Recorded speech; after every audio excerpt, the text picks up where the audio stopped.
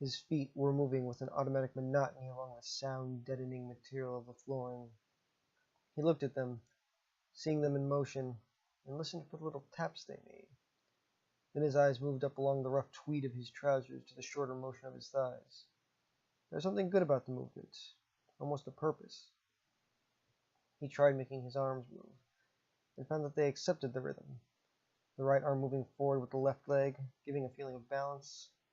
It was nice to feel the movement, and nice to know that he could walk so smoothly. His eyes tired of the motion quickly, however, and he glanced along the hall where he was moving. There were innumerable doors along it. It was a long hall, with a bend at the end. He reached the bend, and began to wonder how he could make the turn. But his feet seemed to know better than he, since one of them shortened its stride automatically, and his body swung right before picking up the smooth motion again. The new hallway was like the old one, painted white, with a long row of doors. He began to wonder idly what might lie behind all those doors. A universe of hallways and doors that branched off into more hallways? It seemed purposeless to him. He slowed his steps, just as a series of sounds reached him from one of the doors. It was speech, and that meant there was someone else in this universe in which he had found himself. He stopped outside the door, turning his head to listen. The sounds were muffled, but he could make out most of the words. Politics, his mind told him. The word had some meaning to him, but not much. Someone inside was talking to someone else about the best way to avoid the battle on the moon, now that both powers had bases there.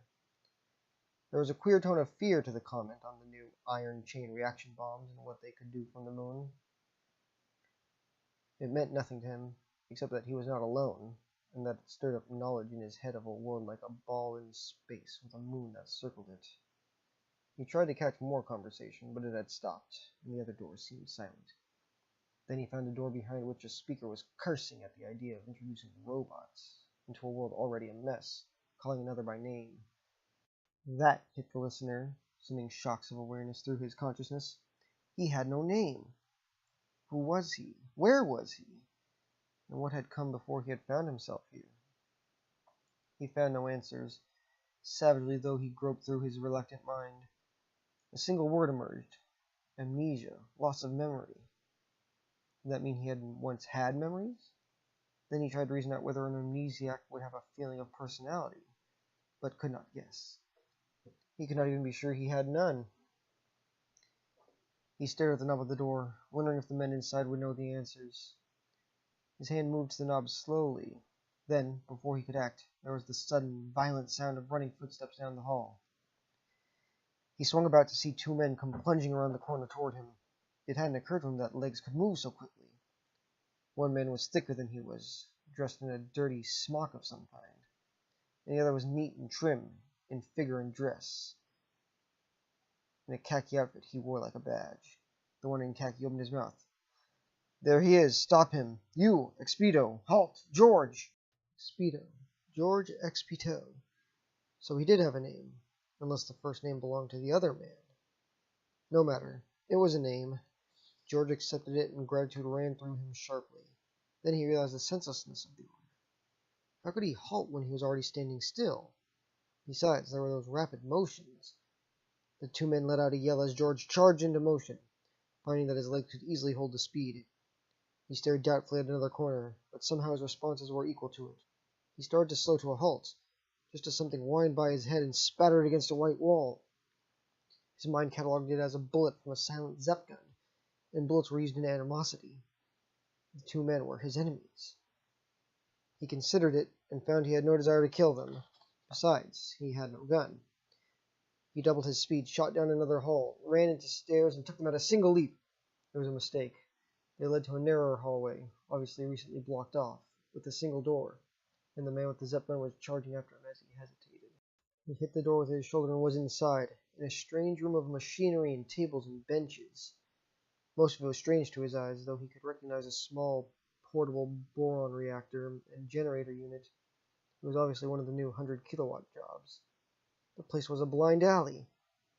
Behind him, the man in khaki leapt through the ruined door, his Zepp gun ready, but the panting older figure of the man in the smock was behind him, catching his arm. "No, man, you'd get 100 years of lunar prison for shooting XP2. He's worth his weight in General Stars. If he..." Yeah, if. George, we can't risk it. Security comes first.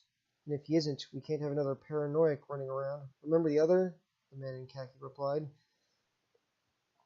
Expito dropped his shoulders, staring at them and the queer fear that was in them. I'm not George? He asked slowly. But I've got to be George. I've got to have a name. The older man nodded. Sure, George, you're George. George Expito. Take it easy. Colonel Calic? Sure, you're George. And I'm George Enders O'Banion. Take it easy, George, and you'll be all right. We're not going to hurt you. We want to help you. It was a ruse, and XP2 knew it. They didn't want to help. He was somehow important, and they wanted him for something. His name wasn't George, just Expito, or XP2. The man was lying, but there was nothing else to do. He had no weapons. He shrugged. Then tell me something about myself. O'Banion nodded, catching at the other man's hand. Sure, George. See that chart on the wall? There behind you? Now! XP2 had barely time to turn around and notice that there was no chart on the wall before he felt a violent motion at his back and a tiny catching reaction as the other's hand hit him. Then he blanked out. He came back to consciousness abruptly, surprised to find that there was no pain in his head. A blow sufficient to knock him out should have left after pains. He was alone with his thoughts. They weren't good thoughts. His mind was seizing on the words the others had used and trying to dig sense out of them. Amnesia was a rare thing. Too rare. But paranoia was more common. A man might first feel others were persecuting him, then be sure of it, and finally lose all reality in his fantasies of persecution and his own importance. Then he was a paranoiac, making up fantastic lies to himself, but cunning enough and seemingly irrational at times. But they had been persecuting him. There'd been the man with the gun, and they'd said he was important. Or had he only imagined it? If someone important had paranoia, would they deliberately induce amnesia as a curative step? And who was he and where? On the first, he didn't care. George XP2 would do. The second took more thought, but he had begun to decide it was a hospital, or asylum. The room here was whitewashed, and the bed was the only furniture. He stared down at his body. They'd struck him down, and his arms were encased in thin metal chains. He tried to recall all he could of hospitals, but nothing came. If he had ever been sick, there was no memory of it. Nor could he remember pain, or what it was like, though he knew the word. The door opened then, cautiously, and a figure in white came in. XP2 stared at the figure, and a slow churning began in his head. The words were reluctant this time, but they came, mere surface whispers that he had to fight to retain. But the differences in the figure made them necessary. The longer hair, the softer face, the swelling at the breast, and something about the hips stirred his memories just enough. Your woman, he got the word out, not sure it would come. She jumped at his voice, reaching for the door which she had closed slowly. Fear washed over her face, but she nodded, gulping. Of course, but I'm just a technician, and they'll be here, and they fastened you down. That seemed to bring her back to normal, and she came over, her eyes sweeping over him curiously, while one eyebrow lifted, and she whistled. Not bad. Hi, Romeo. Too bad you're a monster. You don't look mean. So you came to satisfy your curiosity, he guessed, and his mind puzzled over it, trying to identify the urge that drove men to stare at beasts in cages. He was just a beast to them, a monster, but somehow important. And in the greater puzzle of it all, he couldn't even resent her remark. Instead, something that had been bothering him since he'd found the word came to the surface. Why are there men and women? And who am I? She glanced at her watch, her ear to the door. Then she glided over to him. I guess you're the most important man in the world. If you're a man, and not pure monster. Here. She found his hand had some limited freedom in the chains, and moved it over her body, while he stared at her. Her eyes were intent on him. Well, now do you know why there are men and women? Her stare intensified as he shook his head, and her lips firmed. My God, it's true. You couldn't act that well. That's all I wanted to know. And now they'll take over the whole moon. Look, don't tell them I was here. They'll kill you if you do. Or do you know what death is? Yeah, that's it. Kaput. Don't talk then. Not a word. She was at the door, listening, Finally, she opened it and moved out. There was no sound from the Zep gun, but the wet splat of the bullet reached XP2's ears. He shuddered, writhing within himself as her exploding body jerked back out of sight. She'd been pleasant to look at. Maybe that was what women were for. O'Banion was over him then, while the crowd had collected in the hall, all wearing khaki. We're not going to kill you, XP2. We knew she'd come, or hoped she would. Now, if I unfasten your chains, will you behave? We've only got 4 hours left. Okay. Colonel Calick? The colonel nodded. Behind him, the others were gathering something up and leaving. She's the spy, all right. I must have been the last of them. Clever. I'd have sworn she was okay, but they tipped their hand in letting XP2's door stand bolted before. Well, the trap worked. Sorry about cutting down your time.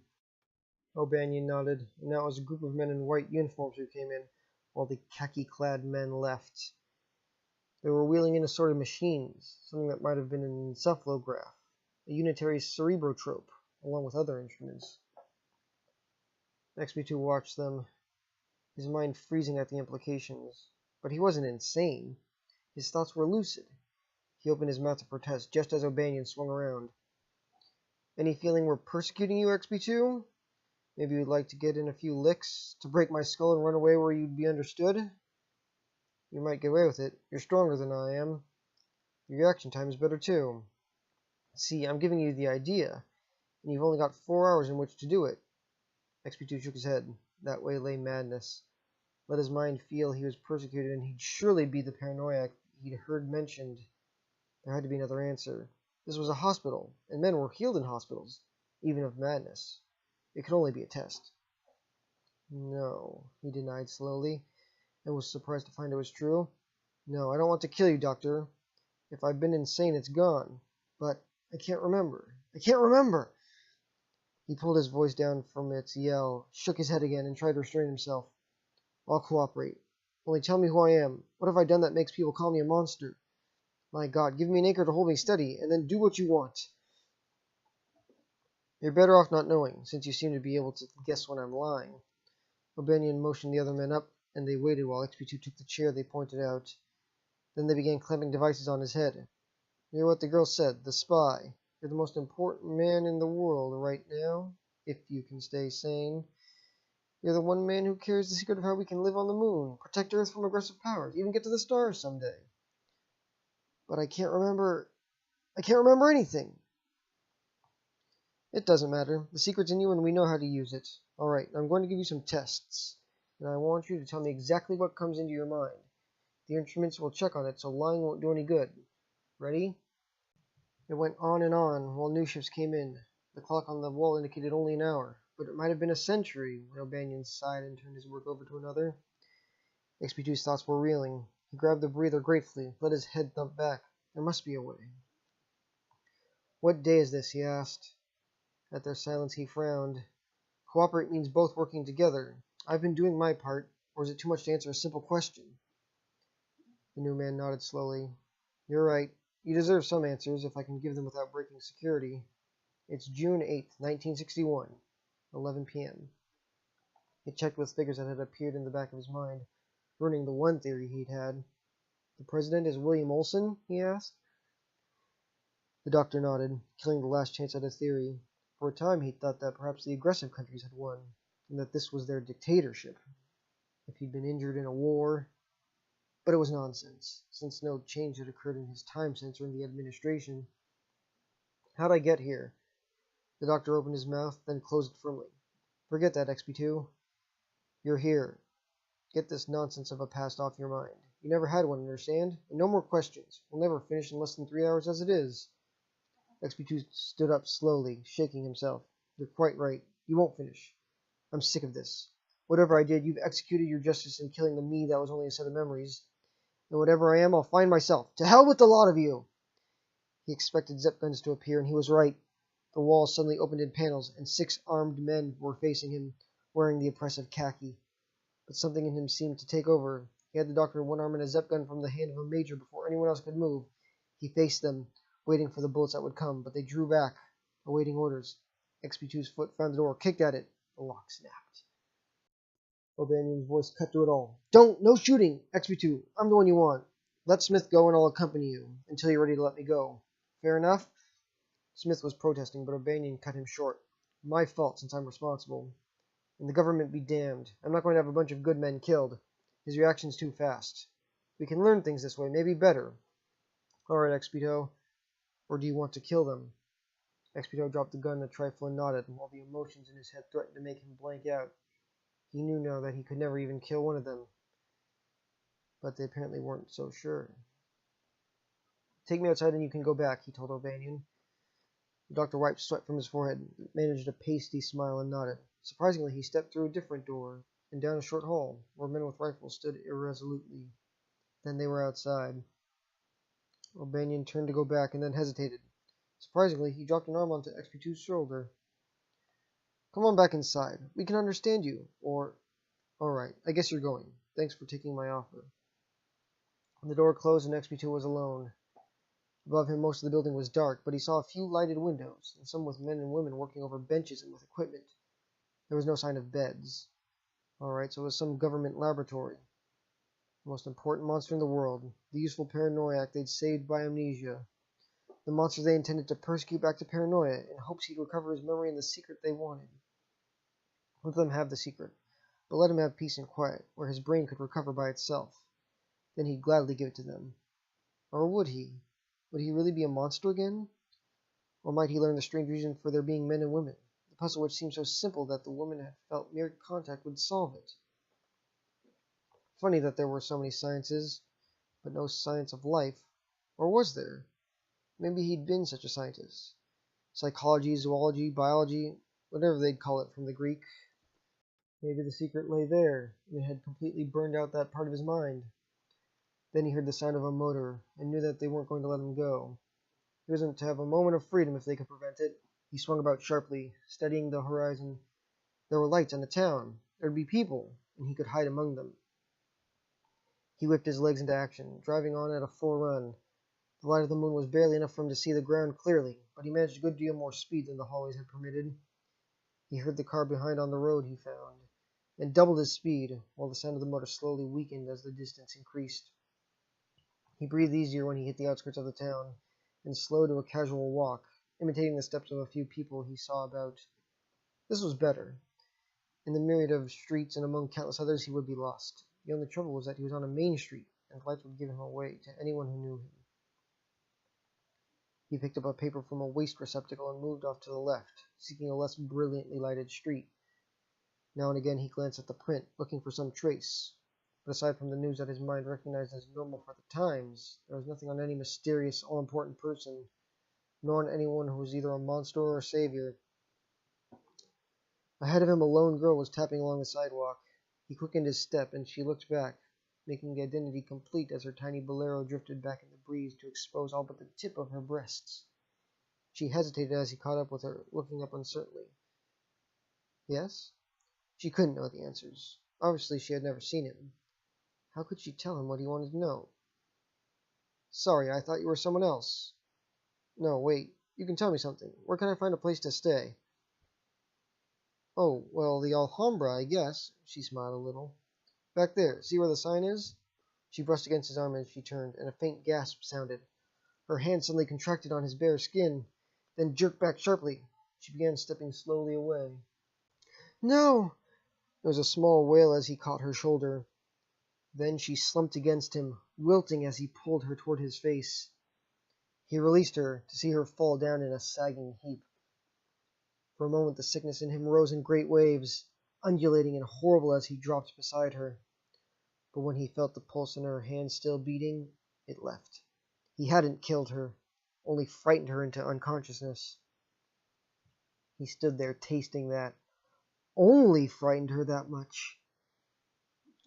And finally he turned about and headed for the Alhambra. There was nothing he could do for her. She'd recover in time, and it would be better if she didn't see him there. Then maybe she'd decide it was all a fantasy.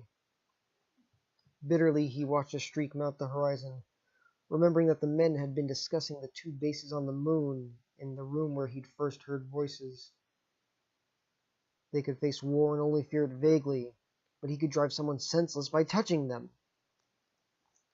He found the night clerk busy watching a television set with the screen badly adjusted to an overbalance of red, and signed the register with the full name he'd hoped once was his. George XP2. Make it from New York. It wouldn't matter. $5, the clerk told him. Dollars? He shook his head slowly, trying to think. Something about dollars and cents, but it made no sense. The clerk's eyes were hard. No dough, eh?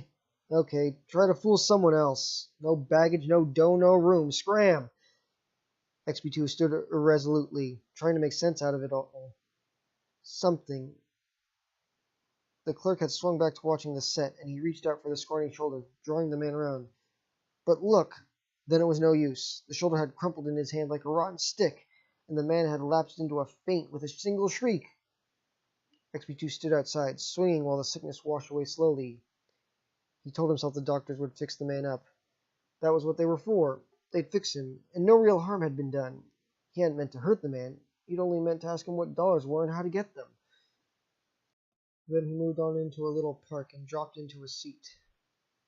But the sickness was still there, a sickness he hadn't noticed, but which had been growing on him even before he'd hurt the clerk. It was as if something were slowly eroding his mind. Even the curious memory of ideas and words was going. He was sitting there, his head in his hands, trying to catch himself when the car drove up. O'Banion and Calick got out, but O'Banion came over alone. Come on, XP2. It won't work. You might as well come back. And there's only an hour left. XP2 got up slowly, nodding wearily. The doctor was right. There was no place in the world for such a monster as he. Left before what? He asked dully, as he climbed into the rear of the car and watched O'Banion lock the door and the glass slide between him and the front seat. For a second O'Banion hesitated, then he shrugged. All right, maybe you should know. In another hour you'll be dead, and nothing can prevent it. XP2 took it slowly, letting the thought sink into the muddying depths of his mind. But he was important. They told him so. Or had they? They chased him about, bound him down, refused to tell him what he needed, refused him even civil decency, and told him he was the hope of the world. Or had he only imagined it? I never wanted anything but myself, only myself, and they wouldn't let me have that, not even for a few hours. They had to hound me. He realized he was muttering aloud and stopped it. But from the front seat the voices came back, muffled by the glass, Calick speaking first. See, paranoia all right, thinks he's being persecuted. He is, O'Banion nodded slowly. With the time limit the government insisted on, the ruin of our plans by the spies that got through, and the need to get the facts, what else could we do? If they'd let us animate him for a week, but 6 hours limit on the vital crystals. We've had to be brutal. You talk as if you were a human being. Remember the other, XP1? Crazy, killing people, or trying to. I tell you, the robots can't be made trustworthy yet, no matter what you cybernetics boys have found in the last 10 years. This one only had 6 hours instead of 10 for the other, and he's already threatened us and hurt 2 people. Maybe. We don't know all the story yet. O'Banion wiped his forehead. And damn it, he is human. That's what makes it tough, knowing we've got to treat him like a machine. Maybe we grew his brain out of silicones and trick metal crystals, and built his body in a laboratory, but the mechanical education he got made him a lot more human than some people, or should have made him so, if I can prove he isn't crazy. EXPETO. Experiment 2. Stared at the hand he held before his face. He bent the fingers, looking at the veins and muscles. Then, slowly, with his other hand, he twisted at them, stretching them out and out, until there could be no doubt that they were rubbery plastic. A monster! A thing grown in a laboratory, made out of mechanical parts and fed bits of human education from tapes and cybernetics machines.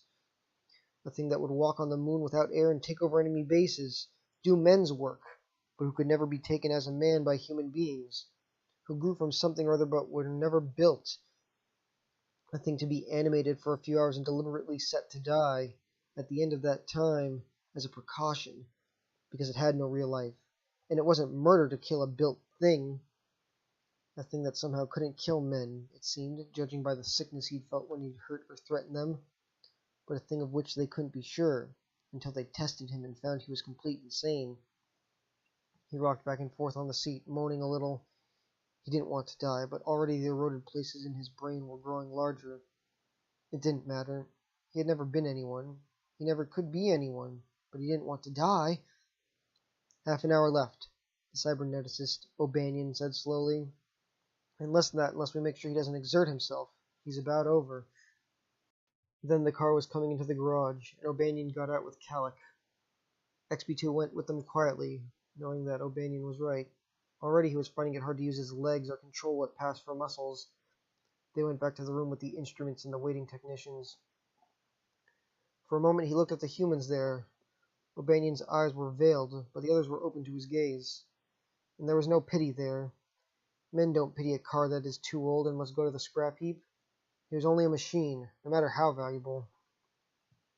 And after him, other machines would see the faces of men turned away from them, generation after generation. Slowly he kicked at the chair, tipping it over without splintering it, and his voice came out as high and shrill as his faltering control could force it. No! No more! You've persecuted me enough. You've tried to kill me. Me! The hope of your puny race. You've laughed at me and tortured me, but I'm smarter than you, greater than you. I can kill you, all of you, the whole world with my bare hands. He saw shock on O'Banion's face, and sadness, and for that he was almost sorry. But the smug satisfaction of Calic as the Zep gun came up, and the horror of the faces of the others counteracted it. He yelled once, and charged at them. For a moment he was afraid that he would not be stuck before he had to injure at least one of them.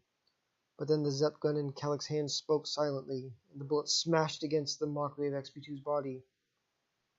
He lay there, watching them slowly recover from their fright.